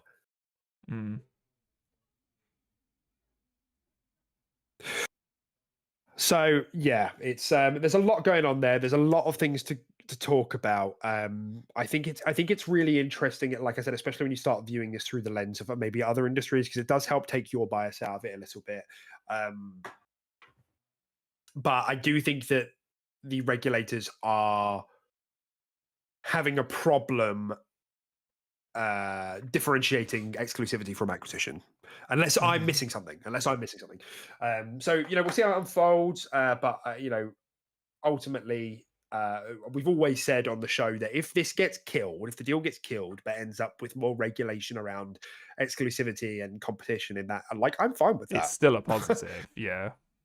Yeah, that's fine, man. Like, if you're actually going to take the industry seriously now and start looking at some of the bullshit, because let's face it, the company that's been doing this most is Sony. Maybe you could argue maybe Tencent as well have been a bit shitty with some of the stuff they've been doing. But that's fine, because I think some of the stuff that has happened in the last decade with exclusivity has been pretty appalling. So yeah, definitely. Yeah, I think Phil beats Jim in a fist fight. Yeah, Phil's so stocky, dude. He's jacked. He is quite stocky, isn't he? Phil would like rip his head off with the fish. With fish? Yeah. Oh, fist fight. I said fish fight. That's such a strange interpretation. Like, with fish. I was like, okay, fist fight. Yeah, no, it's still Phil. Yeah, he'd still rip his head off with his fists. Yeah, it's still Phil. Yeah, not a fish. Yeah, no, I agree. Yeah, I agree. All right, let's move on past this. We've got a couple of things left. The next thing was that Bethesda workers, Tim, a bunch of Bethesda workers, 300 QA workers at Microsoft-owned ZeniMax are organizing a union. The union would be Microsoft First and the biggest union of the video game workers in the US so far. This is following on from, I think, was it Raven Studios? Is it Raven? Is that what they called? A couple of months ago, under Activision Blizzard. They formed a union as well, obviously not under Microsoft yet, so it doesn't quite count. This is tactical timing, right? Yeah. They're like, Microsoft is under a lot of scrutiny right now. Let's form a union. Yeah, and absolutely. by all means, go ahead. So far, Microsoft have edged to be neutral around union forming and has been voted a good place to work. I think they were best place to work last year. That's not to say there isn't issues, problems here and there. Yeah, that's right. But I'm never not going to be behind a worker unionizing. I don't really see the downside other than, higher ups having less of a chokehold on their workers, which is, not really a downside. So yeah, exactly. But yeah, they've definitely taken advantage of the situation. Yeah, it's just another thing, Phil. Yeah, just another thing to add to the bags under his eyes. Yeah, that's right, isn't it? Yeah, the suitcases he's got there, the poor guy. And NRX says, "Oh, hi, hello. By the way, we've interacted on Twitter, but I don't think you've been in chat before. Hello. If the deal falls through, Phil needs to grow a goatee and go purchase exclusive. And that's what is because they couldn't they? They could do that, and according to the rationales that the regulators are putting forward, that wouldn't be a problem. What you mean is it just purchase the stuff individually? Just be like, I want Diablo. Yeah, I want Diablo. Tapas. Yeah, exactly. Yeah. I mean, a bit of shrimp, a bit of chorizo, a bit of patatas bravas. Oh, maybe patatas bravas. But they wouldn't really have an argument against it because you'd just be like, well, you didn't let me buy everything, so I'll just buy it. Yeah, I'll just do it your way. Yeah, I'll have everything in the end. Right. I'll just do it individually. Yeah. I am all consuming. I am the emptying void. Yeah, no one can eat as much tapas as me.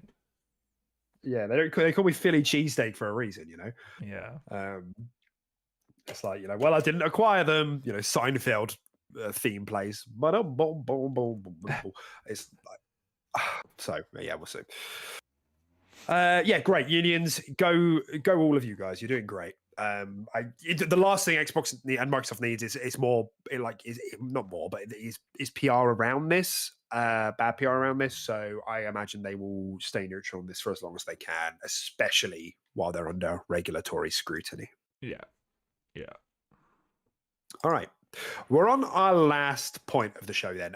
If you're still with us, guys, if you're still here, if you've been typing in the comments, we'd really appreciate if you could hit the thumbs up button. That would be just jolly. Consider subscribing as well if you're not subscribed. We do this every week around the same time on your Sunday to make your Sundays a little bit more, bright. Just try and kick away those Sunday blues to make them a bit more stupid. Yeah, but that'd be great. Thanks very much. So, Tim, my story. Yes. For this week, I'm going to be honest. There was some more stuff, but it was just all AB cat. I don't have the willpower to go around in circles. I'm sick of talking about ABK. All things considered, I think we've done very well. Yeah, it was definitely the biggest point of the show. And chat really helped us through. Yeah, chat popped off. Yeah, it's definitely more interesting to talk about when you're talking with other people in chat and their viewpoints on it and stuff like that. 100%. Yeah, the comments made that maybe not want to kill myself. More manageable. Talking about the ABK. Yes. So thanks, guys. I live another day. I can put the I can put the noose away. That's right. Okay. So the last thing, and I didn't see many people actually talking about this week, maybe because it's so tenuous, but I think it's good conversation bait. So here we go. There were patents put out by Xbox just this week of controllers with LCD screens on the front. Not many details past that, so don't ask me what type of screens, if that means it's a touch screen or just a fucking screen. I don't know. I think this is. What? I think this is Xbox finally merging with Nintendo and making like a Switch box. That was stupid. Carry on. On that. Even as a tiny... joke. Okay. Even as a joke. All right. Yeah. Cool. So what I do have for you is that it would be used to notify players when they're connected to console or a mobile device, allowing gamers to easily switch between console and cloud services. Now, is it just me, or is that not something that you can do with a button? Notify players when they're connected to a console or a mobile device. Yeah. Like there's no, you could literally just do that with like fucking different colored LEDs. You're connected to a phone now. You're connected to the Xbox now. Like what, the 360? Yeah. Bring that back, man. The quadrant. Wow, what a stroke of genius that was. Yeah, that was actually pretty cool. Yeah, I completely forgot about that. Yeah. It's awesome. Yeah, there's no need to have a big fat off intrusive LCD screen on my console just to say the word connected. If it offered something else, then great. But this actually sounds like a bit of a downgrade in my eyes. What's the point? Yeah. What's the point of that? I don't want that. It sounds like a downgrade to my normal console. It just sounds like they're adding more clutter for no reason. Yeah. Like, what's it gonna? It's gonna pop up on a notification and like you're connected to your phone now. It's like I don't need you to do that. Like it will say it on my phone. I don't need it on my controller. So I guess sort of like where I wanted to take this conversation really is like what would be like how could a screen like let's assume it maybe is a touch screen as well. Like how could this actually be useful? Because the only time I can think of that there was anything close to like a screen on a control, on a conventional controller, not like a Switch, was when the DualShock 4, so the PS4's controller, had the light bar at the back. Well, not really a screen. I mean, what is a screen? What is a screen? Surely it's just a bit of plastic with a light behind it. Yeah. What's a screen, dude? What is a screen? Is that right? Stop saying it. And they didn't call it a screen. They called it a light bar. Yeah. What's the difference? This is a light bar. My phone a light bar? This is a light bar? No, it's me. That's you. Let's go. Let's go, dude. I look so grumpy. Yeah, that's awesome. You look great. Yeah, man. You know what? What springs to mind is having like a MacBook sort of centric like toolbar. I think that could be kind of cool. You know, where you can like put on all like the little buttons that you want. Just to be like, I can press this button and go to Games Pass. I can press this button and it'll take me to my messages. I could press this button and it'll invite people to a party. It'll start a party for me. You know, you can just create like your own little touch toolbar. I think that could be kind of cool. And it's something that hasn't been done. And it would help with their shitty UI as well. So yeah, well, right. I think the possibility with the touchscreen is that it gives scope for additional buttons, because I think I as much as like the touchpads on the PlayStation controllers don't get all that much use. I think they're cool. I like them. I do like them. Yeah. They drain battery, but I like that I can scroll on it. I like the novelty of it. You know, it's essentially a start and select button, just left and right side. But if you open that up to like a touchscreen, you could have on a game-to-game basis extra buttons there. Do you know what I mean? Like you could have like map, inventory, settings, photo mode, like just there, and you can just pop it, and it would change depending on what. Like maybe there's some actual functional inputs. Like maybe you could have like for an online game, maybe you could have what would be something for an I can do online this game. like a voice line, or like in a chat wheel. Yeah. So you'd have to do like a weird button combo like the Konami code just to say, you know, like attack with me or something. It's just a wheel, and you can just go pop, and you just do it. You could have your little game icons on there, so you could quick resume by literally just quick resume pressing Overwatch 2, pressing Vampire Survivors, the little icon. Boom, you're done. I've gone full circle. Yeah. I genuinely think that'd be a good idea. I love the little touch toolbar that is built into the into like MacBooks. I think it's really useful, and I like customize it and put on all the things that I like to have on it. They're not popular though, are they? Well, that's quite an unpopular opinion. I think they're relatively popular. I don't think people have like anything They've stopped doing against them. Really? They stopped doing them in the newer models? Yeah, the newest models, they don't have them. Yeah. Oh, okay. Fair dues. I like them personally. It's useful. You could just Yeah, I customize like them. it. I like them though. Yeah. Speaking of Max, do you have one for me? We're not going to do this live, dude. You push me in a corner on a live podcast. Can I get give Deck a Mac in the chat? Akio Mac. Akio Mac. Yes. You can do it with everything. No, just joking. Yeah. Do you know what? That was really good because I think like when I put this segment in the notes, I was like, we're not going to have a single thing to say. But actually, I think we made a good case for it. Obviously, there are like battery capacity, factors to be weighed in, and like space on the controller. But I think that's like okay use cases. I think what we've said there, even if it's just at a UI level. But I think on a game to game basis, there is some real use case. Like, I think we've made some good points. You know, NRX actually put hashtag get Deck. Let's go. Yes. Let's get that trending. No, absolutely not. Legend. What do you think of the speculation that it's a streaming device in and of itself? HDMI dongle on the TV connects to a controller. Oh, like the actual controller with the screen is literally like the device. It's such a small screen, though. No. Can you put it? Can you put it on the screen, Tim? Can you put it? Oh, it's like kind of like built in, like I think. If that so wait, what did he say? Streaming device and of itself, HDMI dongle on TV connects to the controller. Yeah, so he's saying like the tech is kind of like built from the dongle to the controller as like the streaming device. Like this would be a separate controller. This would be like an Xbox streaming controller. And then you've got your normal Xbox controllers. For like TVs. Yeah. Yeah. Like a Chromecast. Yeah.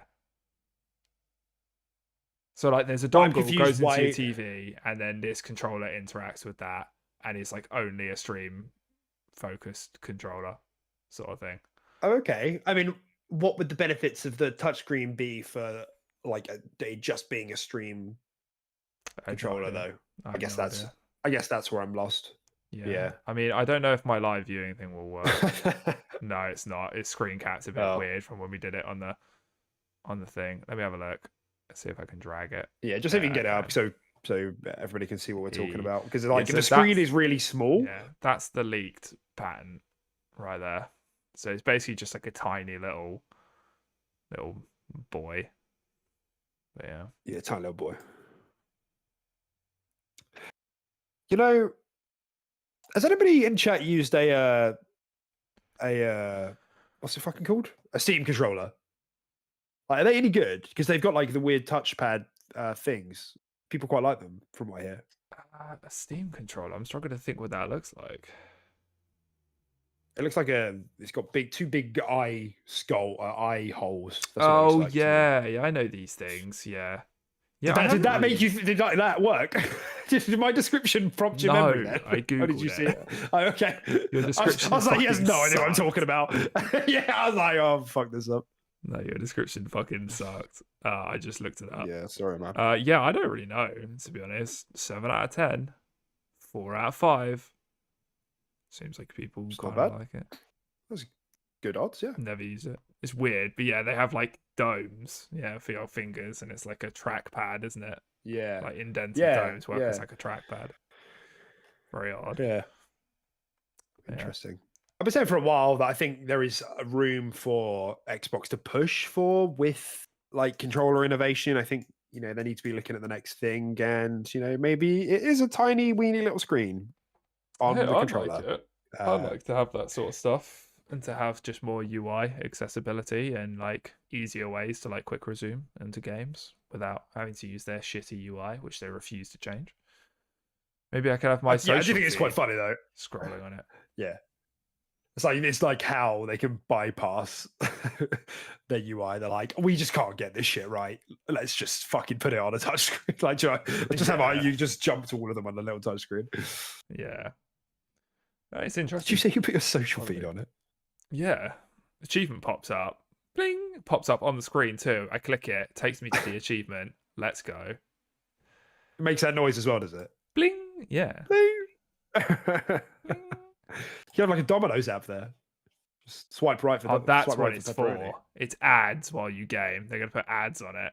Yeah. Oh my god, dude. If I was a greasy-haired businessman with a monobrow and I like pushed my fingertips together like this all the time, like they're practically super glued together, I would also say, let's make a controller with a touchscreen. And in the trailers for it, we'll say that it has loads of utility, but in reality, we'll just play trailers, it interacts of like with job game websites. It's like, nice game, bro. You popped off. Feeling hungry? Yeah. Granny, I got the job. Oh, wonderful. And I got the money that and they're paying what I asked for. Yeah. Oh, you clever thing. Runs in the fucking family, Grammy. Please get me out of here. They've kept I'm trapped in a time warp. God, that ad. I mean, surely our viewers, our YouTube viewers here have seen that ad an insane amount. I mean, actually, to be fair, I don't know if that's like the sort of ad that might air in like America or something like that, but Jesus Christ, over in the UK. The fact that we just recited the whole ad is really a testament to how much money they must have fucking paid for the screen time. Like, mental. But no, it's not going to be an ad screen. That'd be so toxic, and I'm pretty sure Xbox would be cancelled overnight. Awesome. Well, speaking of cancelling, synonym for cancel, is stopping. And that's what we're going to do with the show right now. And Tim's probably already playing the jingle because he's such a good producer. Playing the jingle, yeah. There we go. Genuinely. I definitely didn't start just there. Oh, wow. Okay. No, cool. That's good. That's good stuff. I can watch it back, it doesn't just vanish. I can check. Yeah, watch it back, mate. It's an extra view. That's what I'm trying to get here. Okay. Yeah. Good stuff. All right, everyone. Well, this was great. It was really nice seeing you today. I think you look wonderful. We will be back next week, I should hope, with some good news. Wait, as 18th of December. Yeah, so 2 more weeks coming then, Christmas time. Have a good old time. Get your stockings full. Don't forget to eat your advent calendar. The day number 11. Yeah. And we will catch you next time. Yeah, catch you in a bit, guys. Bye. Thanks for popping in. Thanks for the messages. Thanks. Great stream. Yeah, that was good. It was good job in chat. Yeah, you're the best. Shout out Bill Clinton. Let's go.